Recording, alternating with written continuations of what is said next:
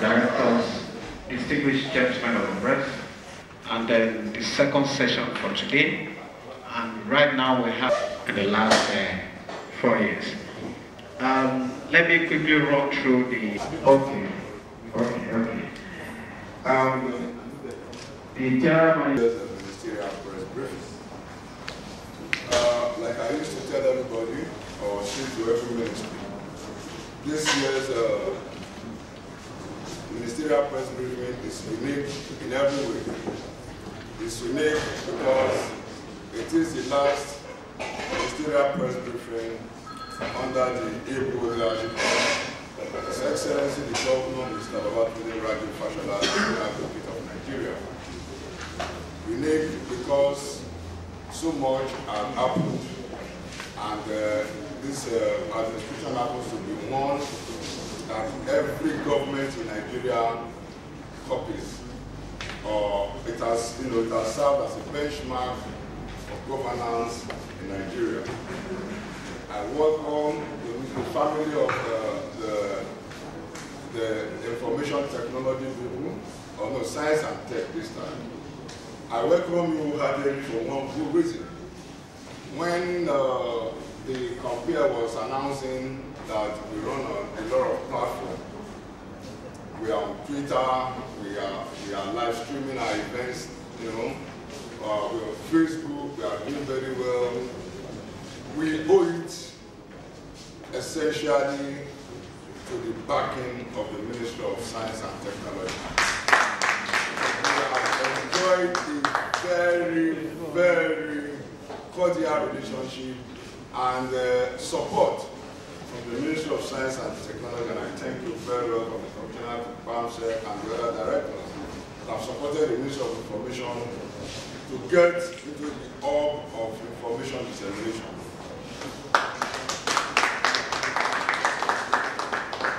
The Ministry of Science and Technology, though a very young ministry in the hierarchy of Lagos State, but one that now occupies a very, very key position in the administration of the government.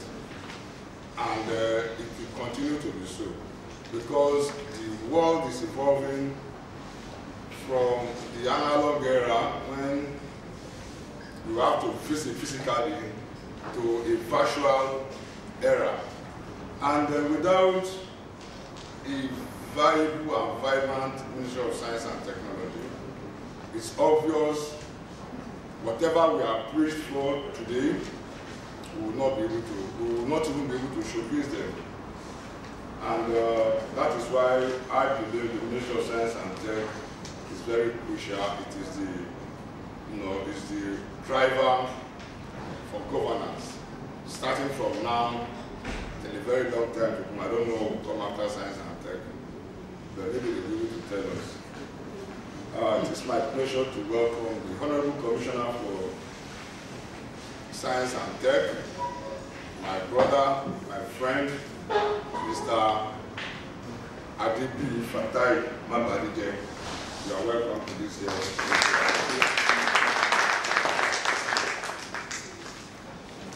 Special Advisor to His Excellency on the Regional Strategy. Good afternoon, everyone. My team, Commanding Secretary, Director in the Ministry, the Host Ministry, Ministry of Information and Strategy. distinguished members of the press, ladies and gentlemen, I want to say a big thank you to all of you for attending and for us being given this opportunity to showcase what we've done in the last 1 year. As the advisor said, this is the last press briefing of His Excellency's administration, and we are privileged to have been part of it and to have been part of the success of that. But a little bit of a challenge for me is to at least see the screen while you, the press, are standing here. I don't know how we will overcome that. Well, it's not easy. So if you just yeah. So if the gentleman is blue, ICT, so that's what we do. That's really what we do. So anything that involves technology, science, innovation, we are the advisory committee, so we are the consultants in the state on that, and that's why we have worked very well, very closely with information and strategy, and with many other MDs, as we will show you in the presentation, just to show that we are part and parcel of the fabric of governance in the state. So a bit of an introduction. Next slide, please. Yeah. So you have our structure there. The presentation is a little different from your book.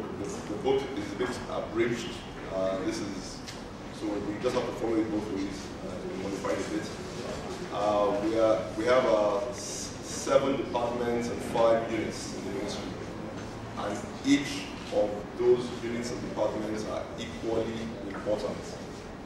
Yes, we're a Ministry of Science and Technology, but we need all the other departments to function effectively, and that's why they're highlighted. Okay, so in line with our ministerial responsibilities and mission statement of employing science and technology in all activities towards improving the quality of Lagosians, quality of life of Lagosians, and transforming Lagos into a developed, industrial and modern city of international stature, the state has leveraged on science and technology to improve service delivery to Lagosians. Some of the notable areas of impact include e-governance, public safety and security, science and innovation, broadband infrastructure, and capacity building. I will touch on each of those aspects individually. So, e-governance, what is e-governance? Just for us to make it sound, it's a fancy word, but it's actually quite straightforward and very, very simple. The application of ICT for delivering government services. We have especially leveraged ICT to strengthen our governance capabilities and enable the state to serve its residents in a convenient, efficient, and transparent manner. Essentially, we have invested in various technology platforms, and we use various mediums to ensure that those platforms are available not only to us in the state, but also to the citizens of the state, so the residents of the state, so they can also interact with government seamlessly. And I believe some of them are showcased on our website or associated websites of the state. We are also collecting biometric data. I hope everybody here has registered with LASRA. It's important so that we have you on our record, and the reason is very, very simple. It's to ensure we have accurate data. I mean, we've all just gone through a series of elections. One of the successes of the election was the ability for us to be accredited as authentic voters because we had registered and we had some data that was kept in some database somewhere. And that's what we're also doing in Lagos to ensure that we can plan accurately and adequately for every resident of Lagos State. The benefits of e-governance are listed there, very straightforward: increased accountability, increased transparency, higher availability of public domain information, reduced corruption, sharp practices, increased public participation due to automation and ease of interaction, increased efficiency due to connectivity, and improved productivity and efficiency of government agencies. I'm sure you all agree that these are some of the things we want from us as a government. Some of the solutions we have deployed in strengthening this in conjunction with world-class original equipment manufacturers and systems integrators. The major ones are listed as well. ERP as Enterprise Resource Supply, that helps us to manage HR, financial systems. We all know about also Reg. If you drive a car or ride a motorcycle in Lagos, you will have a vehicle license that's done on the Reg platform. It's also part of so, and that is anyone can testify to the ease of renewing and ease of remembering when to renew, because you're alerted when it's about to expire. All this is done, is all automated. E-health platform, e-learning systems, which we work with in conjunction with Ministry of Education, document management system, electronic COO.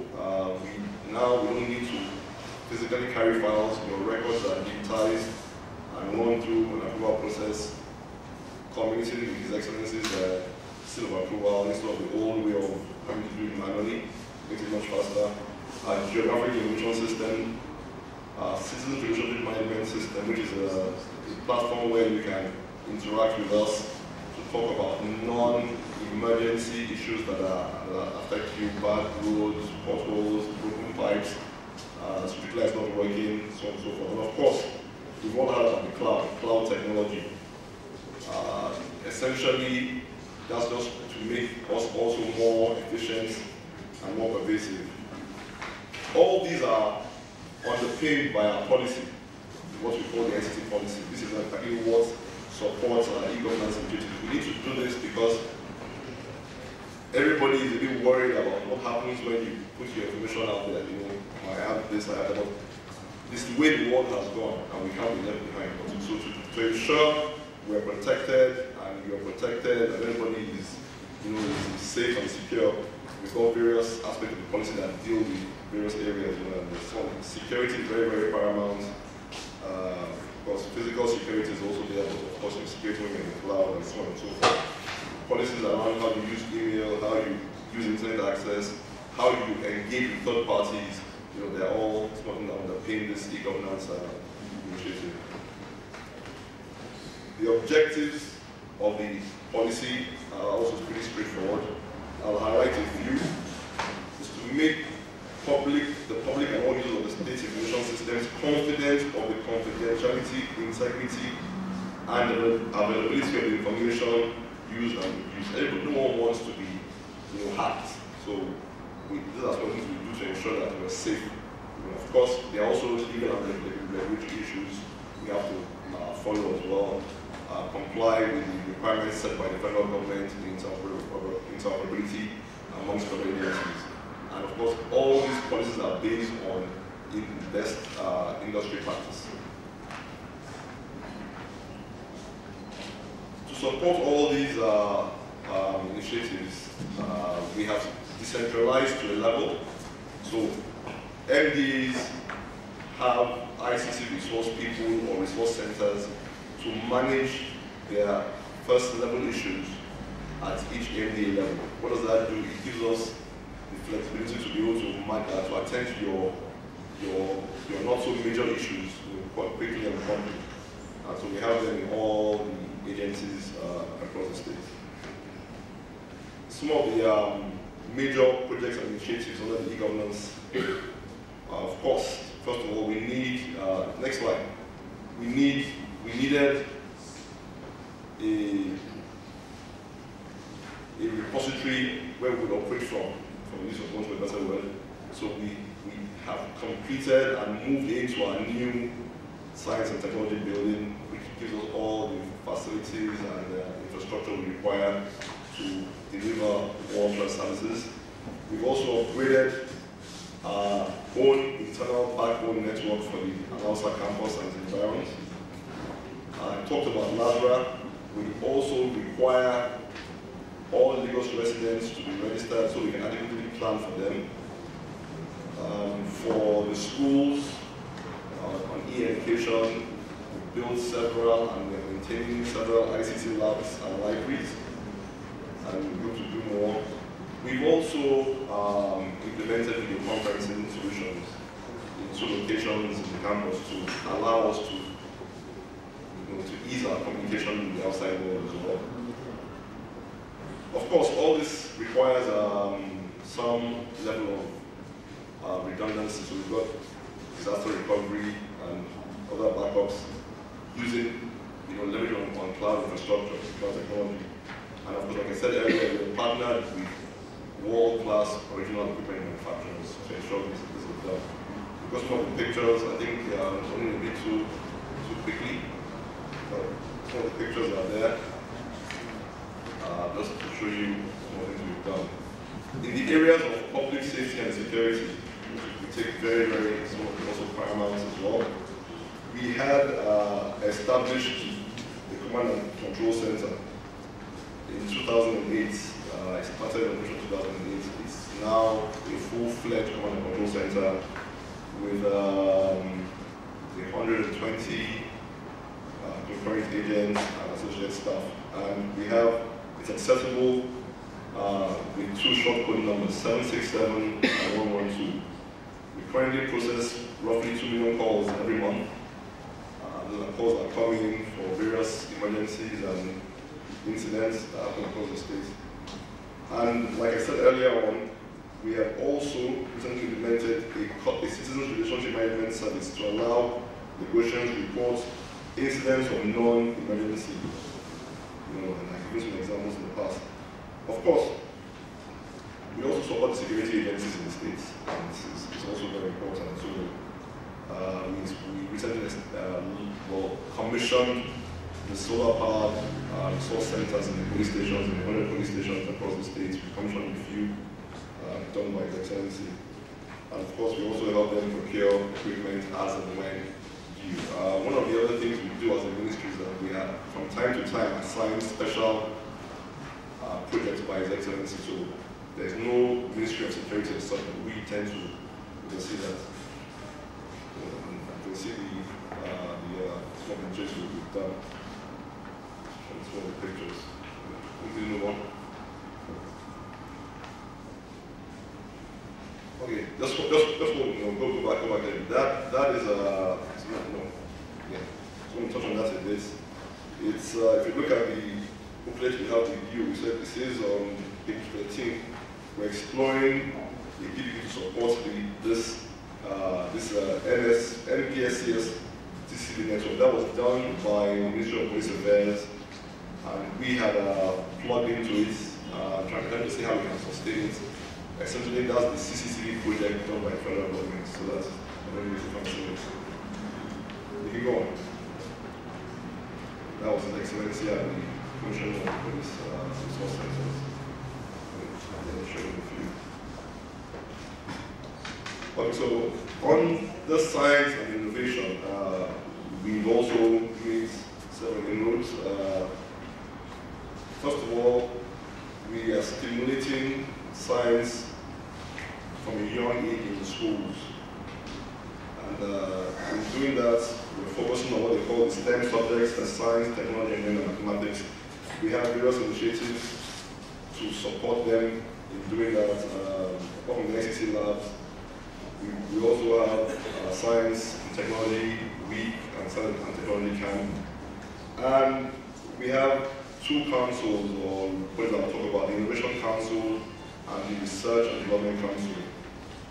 And one of the things that they have done jointly was to award grants last year to deserving winners of ideas, from I think 13 universities, to develop ideas that they had, and we give them some seed money to take that forward and come to work with that.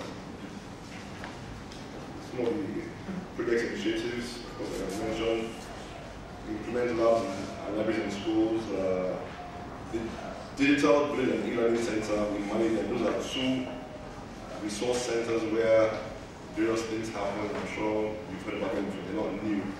but we also manage them. So social pictures are moving well.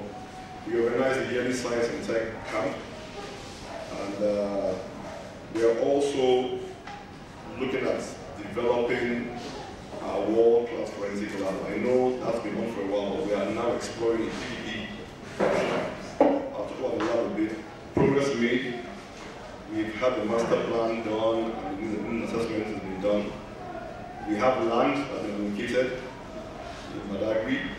We've done the preliminary work of the land, soil test has been done. We've got approval to pay compensation to those who are on the land before. That has also been done. And then we're doing currently the environmental impact assessment of the area. So we're exploring a public-private partnership to see how we can develop that land. The pictures there show you some of the things we met. We met with the police to look at their own outfit and see how it goes. So we're exploring various options to see how we can work together. We hope to get some of that soon. Let's run through those pictures.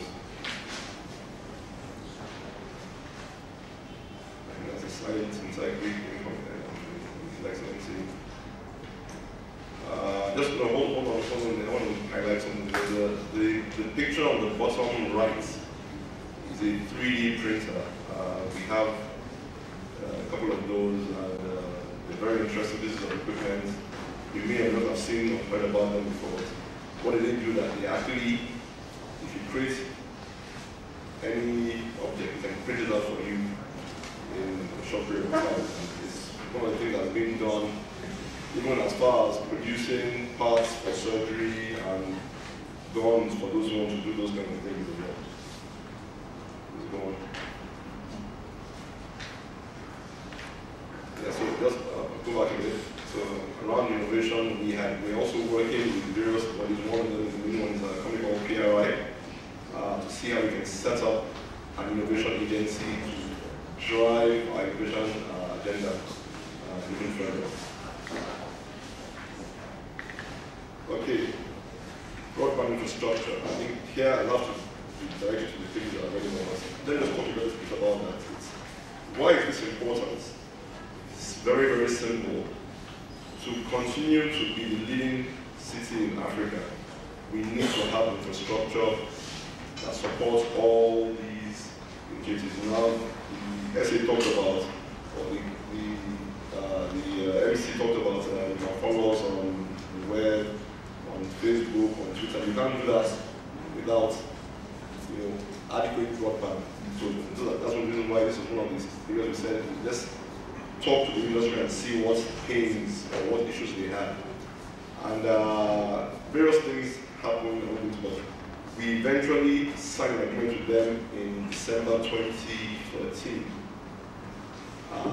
Essentially to give them, make their work in the state easier and their investment easier to make. And the three key areas that they achieved is to structure the permit and approval process with clear timelines.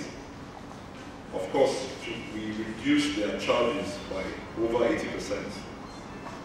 So to show that we're not asking, we don't want their money, we want them to invest, put in this infrastructure. And of course, we also have to resolve issues of jurisdiction between NCC and Lagos State. That's one of the issues. So that has been done, and they've made tremendous progress. They're working with various agencies in the state. And like I said, if you look at the stat, I'll show some stats. No, just hold on, just wait for me. The reason this is important, like I said, is that you cannot develop and compete effectively unless and until you can do some of these things. Nigeria is we are very, very high up in terms of internet usage in Africa, and even globally, but we have a few challenges that we do. So, I mean, a lot of the internet connectivity in Nigeria is actually in Lagos. The figures vary between 20 and 30%. Let's take the low end of 20%. So, of all internet users in Nigeria, 20% of them are in Lagos. So, we need to ensure that you have adequate speeds. Of course, all the cables from overseas, Somali cables also lagging. I think we have about 10 or 12 terabits So it's not the speed going out, the challenges are the internal network, what you call your last mile. Yeah, so that was the agreement we signed with Alten. Alten is the body that oversees all the telcos, and they all came together under an umbrella to jointly endorse the agreement. Now, some of the statistics I want us to look at. This is, like I said, this is Africa. As of January of this year, the number of people who have internet access is about 290. Let's say roughly 300 million. And go to the next slide. This is Nigeria in 2014. It's actually a year old. We were about 55 million users of the internet in 2014. Is the increase number. It shows that in Africa, we're actually about a sixth of the people who use the internet are in this in Nigeria. Next slide. The challenge, I think you can't see it probably, but you can see the white line there. We are actually right next to the white line on the right. That white line is the global average for speed. We are still below it. So all the things we do to encourage investments in infrastructure for broadband is just so we move from the right of the line to the left of the line. I mean, the countries that are the extreme are people like UK and Japan and so on and so forth. Of course, the more developed countries, but we need to catch up with them.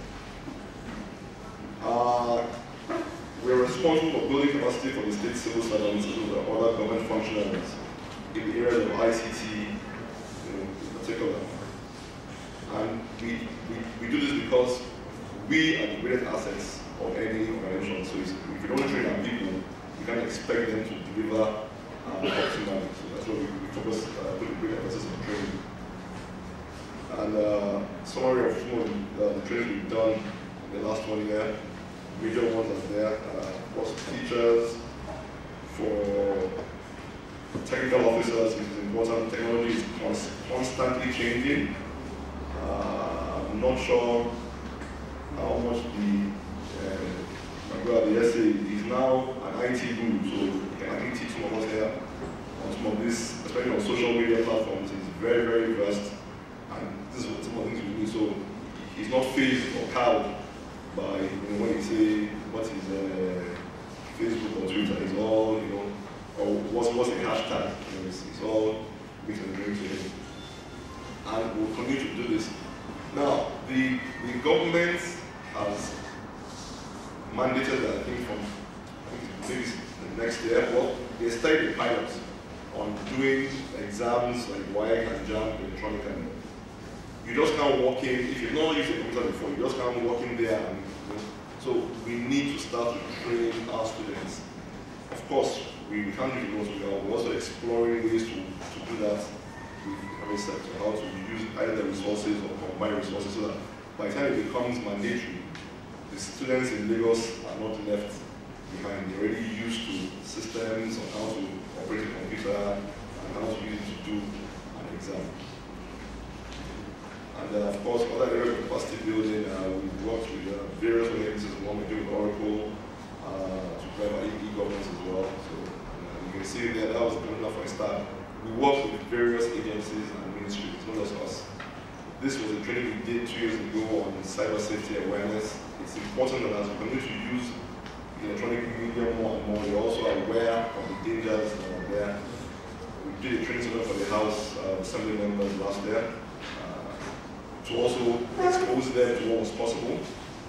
And I think in the wrap, I just want to say thank you, and we continue to use our ministry to ensure that the state remains the choice place to be, to live, to work, and to visit, not only in Nigeria, but in Africa. Thank you very much. The newspaper. Honorable Commissioner, I would like you to, please, on the forensic laboratory that you talk about, would like to know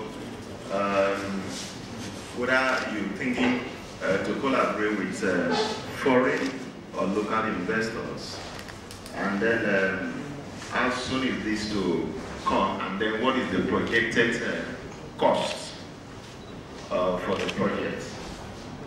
And then on the CCTV, there was a time that we heard that the Lagos State government was planning to install some CCTV before the federal government came up with its own, and then the Lagos State government at the time had to kind of suspend its own to allow the federal government finish its own. And then I want to know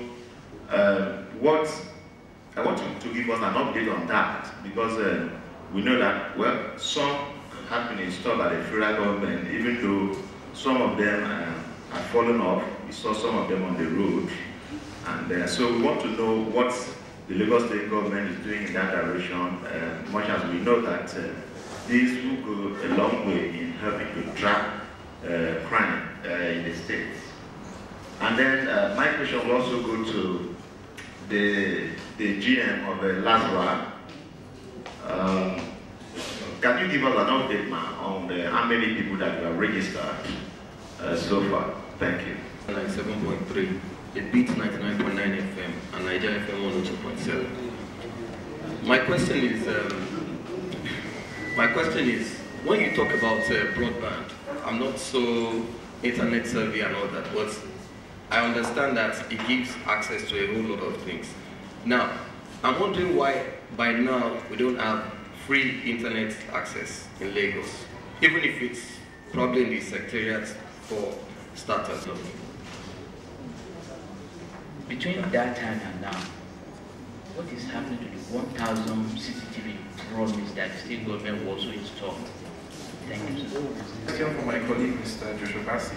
He asked on the CCTVs, just like he said.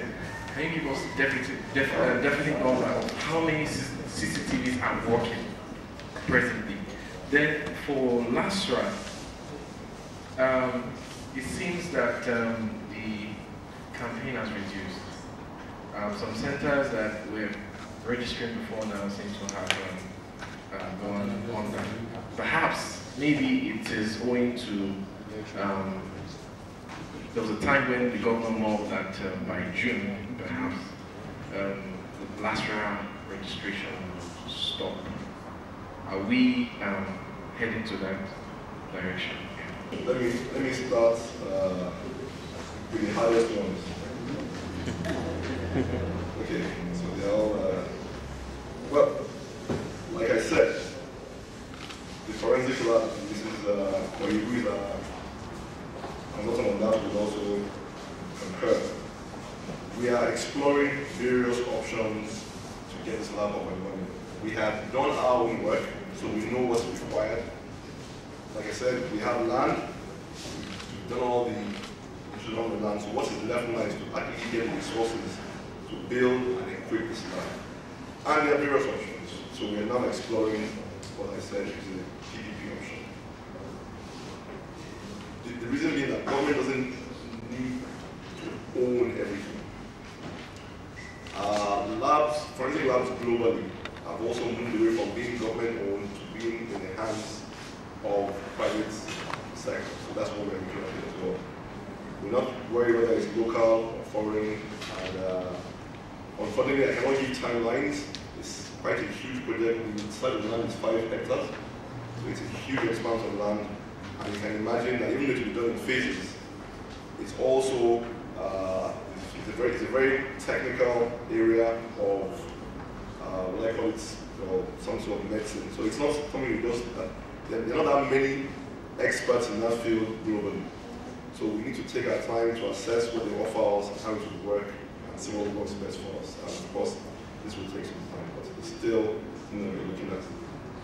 As to cost, we can't determine cost until we determine scope and phasing. So because I do that, I can't give any answer as well. Okay, I will tackle the question on CCTV. On CCTV. Well, like I said, you rightly aware, I think it was probably maybe it was 2 years ago, we have deployed, or the federal government has deployed cameras in Lagos, in Abuja, and under this NPSAS project. We had supported them by giving them access to our various buildings to mount the cameras, or permits to mount the cameras. The system are following, I'm not aware. But, and we had also we're also seeing how we could support it and leverage on it to support our public safety and security initiatives. And we have done that. So we have a video feed, or we can get a video feed in our command center. We did that sometime last year. The challenge, like I said, was the infrastructure itself is owned by an agency of the federal government. It's how to support that infrastructure.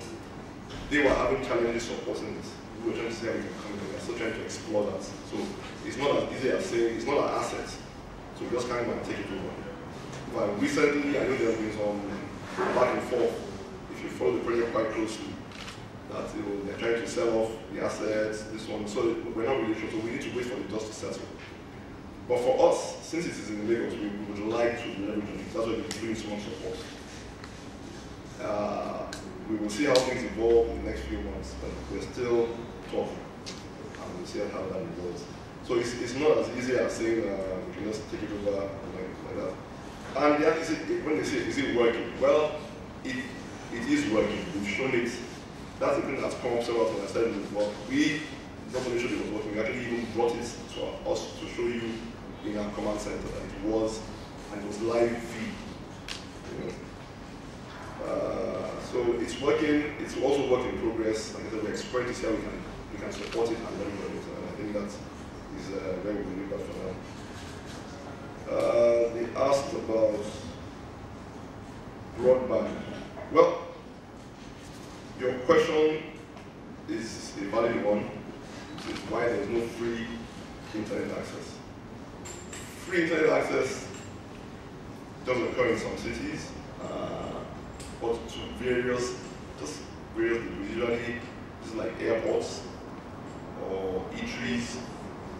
It's only like, I think it's Thailand where it's free. But they have to make an investment. They have to put them in. We as a government, we're looking at that. We have an initiative to put this in our path. But you must understand that there is also a limiting factor. It's not just the technology. All these things are driven by power. And power is a major challenge for us as Nigerians as we speak. When that eases up, and hopefully that will happen soon, it will be easier to, because even when we put our labs in the school, I'm sure the people who are delivering, we also have to provide them with power. Initially, we were using generators when we started the project. We are now moving away from that to more sustainable means of powering, because it's quite cumbersome to build an ICT lab and talk about sustainability and then put a petrol generator on the generator that's running. So that's one of the challenges we're facing. We have a major, that will ease in some schools, because we've done a project where we're powering 173 schools across the state. And those of them that don't already have labs will be focused on our next area of deployment. But back to your question, power is very, very critical in the delivering broadband, which is why when you see all the telcos and service providers who have invested in technology across Nigeria, if you see their base stations, what is it that you see in the base station? Apart from the tower, you see 2 generators. So it's not as easy. When you overcome those challenges, then it's easier to, so if you can remove that burden from them, I think they said the telcos are the largest power providers in Nigeria. They generate more power than the power bodies. So if you add all their generators together, the combined power is, so that is the cost for them. They have to recoup that cost. So it's not easy to say, let me just do it for free. I think before I hand over to the GM, I have a question for people from social media. Like came social media. One I've taken has to do with CCTV. There's one here for Lazarus which I will pass to you. But then there's a gentleman, Abiola Ajayi, who says there are thousands of science and technology graduates out there. What are your plans for them? Well, my answer is very simple. There are millions of graduates out there, not only science and technology graduates, there are millions of graduates out there. And it's a combined effort. We need to find a way to engage them gainfully. And I think that cuts across all levels of government, not just the state government, also the central government, and also the local government. And I think it's something that we are all aware of, and we are looking at various ways. I mean, so that's really is not under my topic, but I know that it's something that we all think about as a government. We need to engage and ensure that our graduates and even the non-graduates are employable and self-sufficient within our economy. Yes, ma'am. The first set of questions, I will take them together. As at the end of January 2015, we had done an estimated 3 million residents. Now, what we had to do when we came into the month of February is we had to actually slow down. And the reason behind that was because of the political activity. And I will explain that a bit further. There was a lot of news in the media at that time about picking up PVCs. And some people got confused and were assuming that the LASRA card was the PVC, so we used to get that a lot. And we also had, in places where our stations were located in a local government secretariat that had an INEC office, there was extra security there, and obviously, with everything that was going on, a lot of people coming in and out got stopped and talked to. So we decided that it was better just to withdraw our forces in-house until the election was over. And our offices, almost all of them reopened about a week ago, once the last election was over. Now, in terms of the question that I have in front of me, Mr. Tokwe Peter Kelly, why did LASRA sack over 1,500 of their employees, leaving the poor youth jobless? LASRA did not sack anybody. When we started out the project in 2013, we employed people for 1 year. And it was all known that it was for 1 year. At the end of that 1 year, we extended that contract to the end of December 2014. At the end of December 2014, when we started the registration for school children, we extended that contract by another 3 months. So inevitably, we employed them for 2 years, not 1 year. But as with anything, funds are limited. And we cannot continue to pay out huge amounts of money when we have a low